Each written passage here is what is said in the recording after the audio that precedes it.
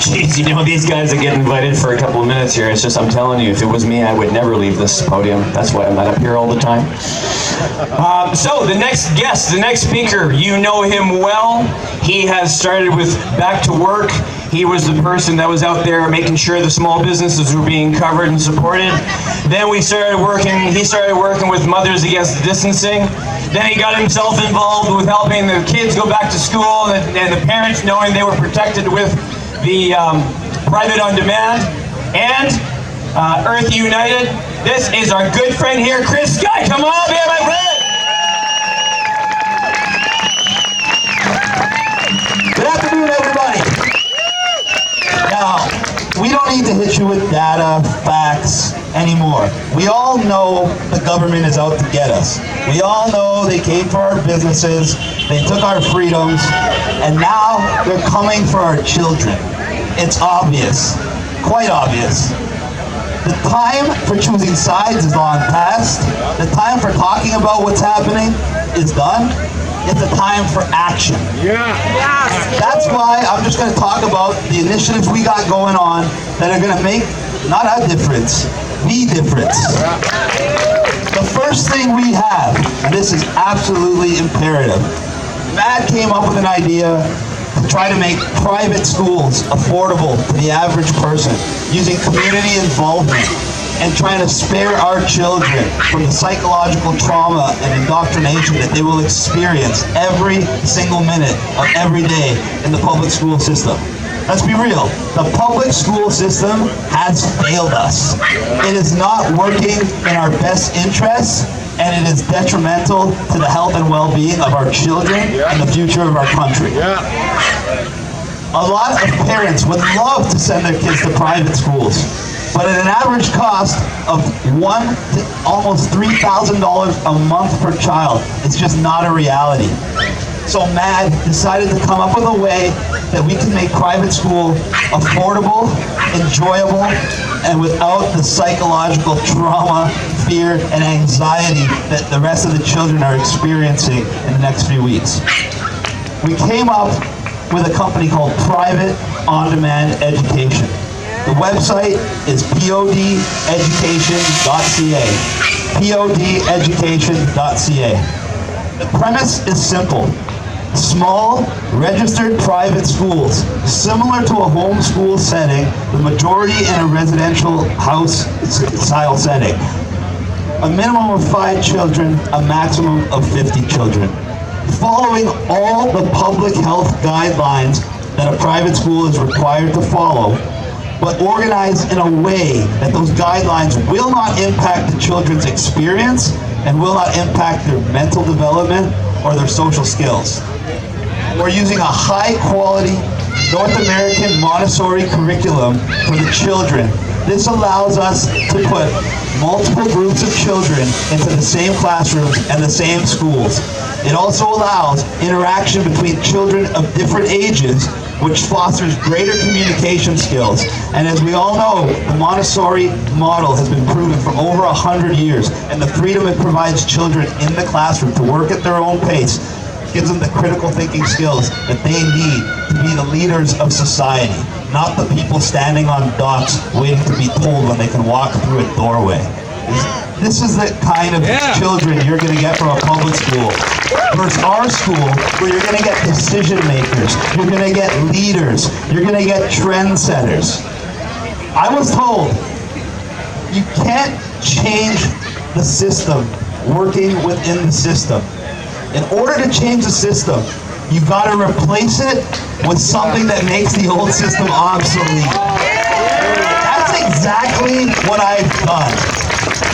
As soon as I was told masks were going to be mandatory in schools, I wasn't even in the country. I was in Ireland when this happened. And I was in high spirits, because in Ireland, they only have 5 million people, but their protest is a lot larger than ours. They were not into the mandatory masks. They are not complying. I am so proud of them. And the best part of all, they look to us as leaders of this movement. The Irish people knew who I was. Somehow, I was shocked, but pleasantly surprised. They talk about the Toronto anti-lockdown movement as a global leader. talk about hugs over masks. They talk about MAD. I could not believe the impact we had around the world.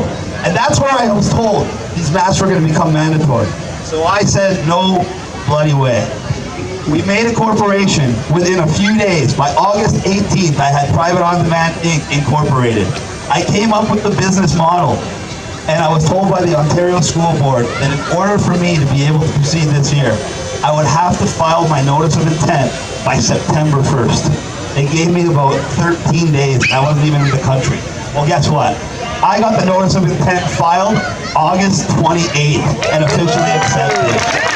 So now we're talking to locations, over a dozen prospective locations. We already have over 100 students on the waiting list.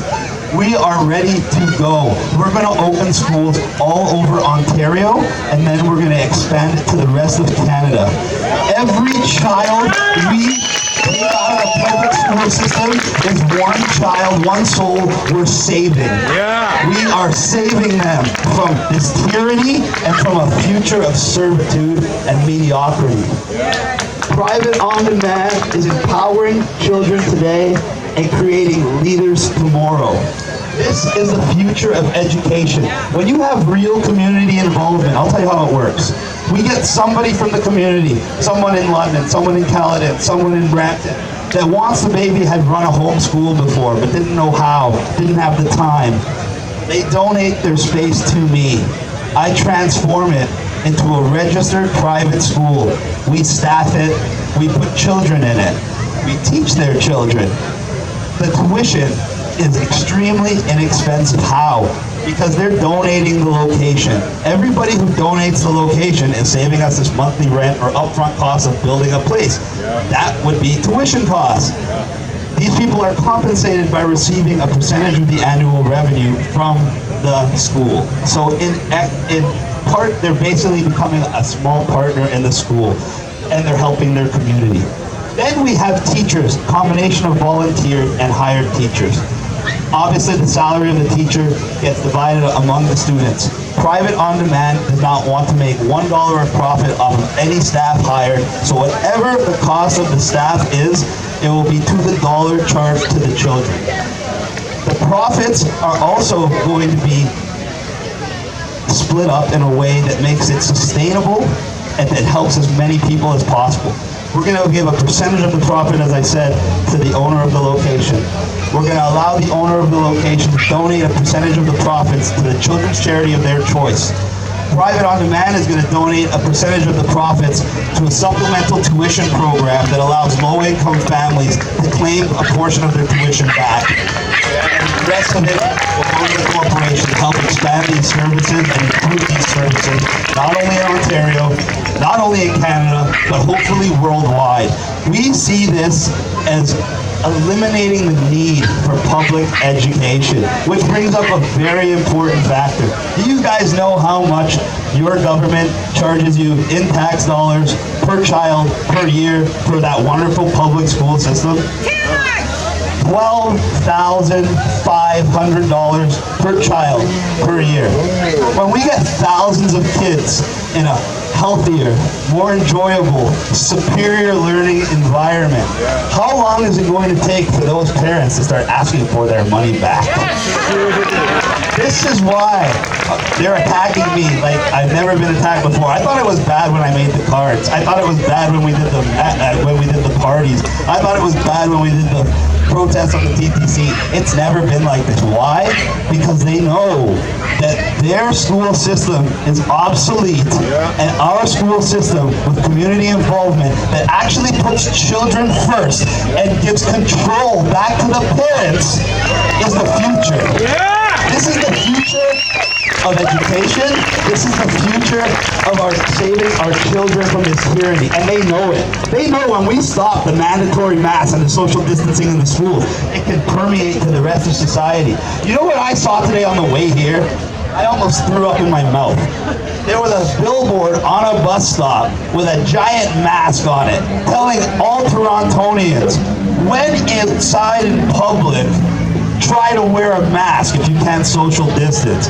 Already priming you for the mandatory mask outside, a la Australia. In Ireland, they're already already closing down pubs, bars, restaurants at 11 o'clock. Just when people, this is the Irish we're talking about, just when they start drinking. Why? Because they want to put them on curfew. So they're trying to get them home early.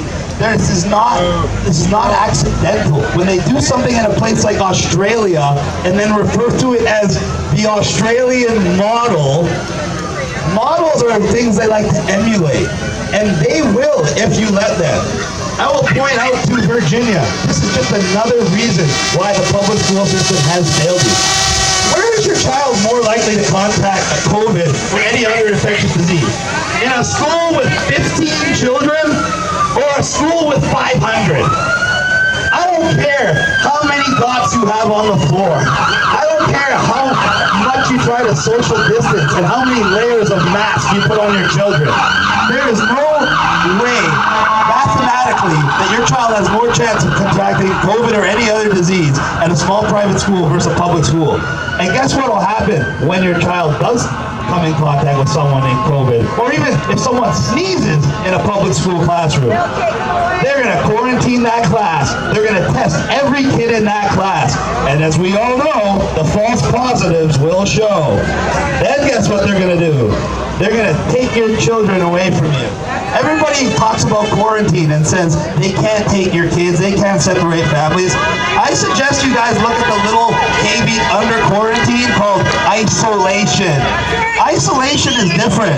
Isolation is when you know that somebody has COVID or they presume to have COVID. Under those conditions, they explicitly tell you that they can and will separate children from their families. And then guess what they're going to tell you? You don't want that to happen again. You better take your vaccine. November 1st, the vaccine goes on sale in the United States. I'll say on sale because obviously it's a product and they're selling it. When people say that it's free and it comes from the government, where do you think the government gets it from? Your tax dollars, you're paying for it. To the tune of 10 billion doses a year at around $100 a dose if they get a bargain discount. That's only about $1 trillion a year that they're making off this vaccine. But no, they have no conflict of interest. And it's perfectly safe to take a vaccine that was created in about 9 months, rush through clinical trials, pass with an emergency declaration because they can't get it to pass safety trials. They don't even have enough time. But they're telling you that when a normal vaccine takes 10 to 15 years before it's safely to inject in an entire population, that this one is safe for you and your family after just 9 months. I don't know about you, but I won't be lining up for that vaccine. No vaccines! No vaccines. And this is not a protest. I want everybody to get the idea of protest out of their head. Protest is what children do when their parents tell them something and they don't want to do it. Go brush your teeth. Now! That's a protest. This is not a protest. We're not children. We're not telling them that we're not going to follow their order. This is united non-compliance. This is recognizing you're an adult and you make your own decisions. They do not have authority over you. You have your own authority over yourself and your children. They're so desperate, they're offering people $200 to put their kid back in school. Are you kidding me right now? Are you kidding me? And I'm happy to say, I know people. The guy who made my private on-demand website for me, his kids go to a school with over 900 children. 900. You know how many are actually signed up to go back? Around 300. Where are all those other kids gonna go? Private on demand, maybe? Hope so. I really do. We gotta talk about another initiative real quick, because this one is going to blow the lid off of everything. It's the reason we've been going around the world. It's the reason we're gonna be talking in different countries around the world. It's called the Earth United Initiative. Oh yes, thank you, Chris, thank you. You're welcome.